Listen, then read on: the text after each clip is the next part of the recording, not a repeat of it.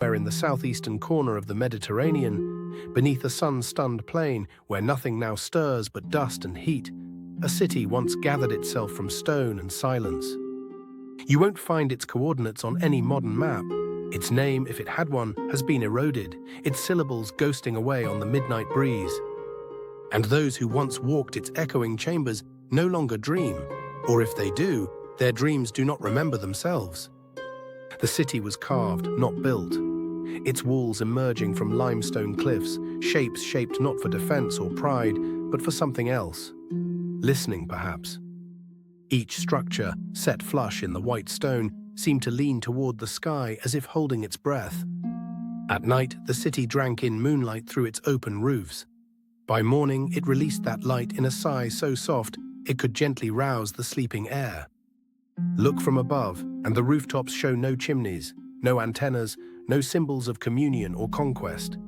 Just these circles, mouthed open, tilted to the cold stars. No one now can say if they were windows or something stranger.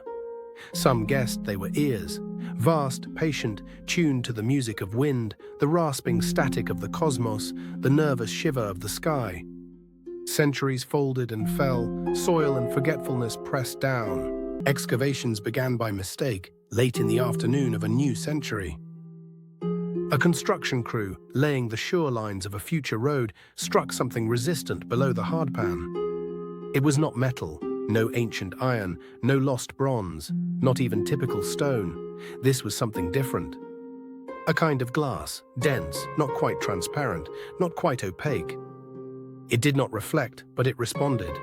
Move close and it bent minutely. Speak and the surface shimmered like a dropped pond disturbed from within. Listen and it would listen with you. Not just echo, but remember. The researchers called it resonant stone. Each fragment hummed with a secret frequency. When you approached, you might hear something, once a faint whisper, once nothing but the thudding of your own pulse. One geologist, stoic and steady, said she heard her own name, in a voice she knew but could not place. One evening, she was alone beneath the taut cloth of winter stars. She fumbled a piece of the glassy stone, and it shattered on limestone. Time stopped, briefly, completely. Wind, birdsong, her own heartbeat, all silenced as if the earth itself was pausing for breath. When dawn came, the dust had shifted. More of the chamber's walls now glistened, precise with gentle grooves and patterns, not inscribed but grown from within, rising to the surface like secrets summoned by remembrance. They found no diagrams, no maps, no code. Instead, a kind of skeleton of time, memory trapped in mineral, a pattern fixed not in space, but in when. The team began to dwindle. 3 remain, the others left. Records say so. But the air in the tent is empty, and nobody remembers when they said goodbye.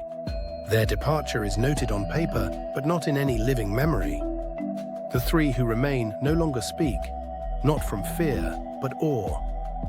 Every sunrise, they turn west, raise a single hand to the grey sky, wait, silent, as if listening for a message placed just beyond the world's edge, meant only for cities that know how to listen. In a chamber deeper than any before, they found a tablet. Palm-sized, smooth, warm when you touch it. On its face, a single line, as though written in a tongue no one can name. Yet everyone who sees it feels they understand. It reads, "When time remembers itself, we will walk again." Some call it poetry. Others believe it is fact. A city held in suspense, waiting for the line of the world to curve back around so its people or their shadows might step forward again. Patterns coat the walls. Some say they look like DNA, spiraled and complex, not unfolding, but folding inward, deeper and deeper. Memory not as record, but as echo, ready to unfurl. Today the site is closed. Satellite images waver, then resolve as smudges you cannot unblur.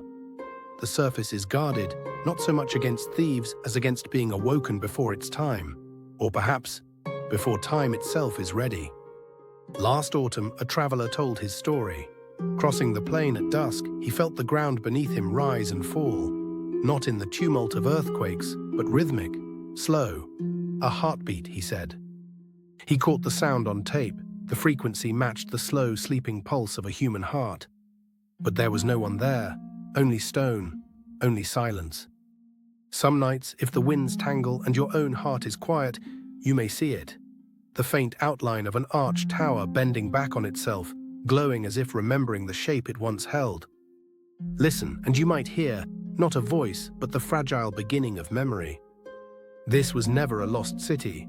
It did not vanish or fall. It stepped quietly askew, allowing the world to walk.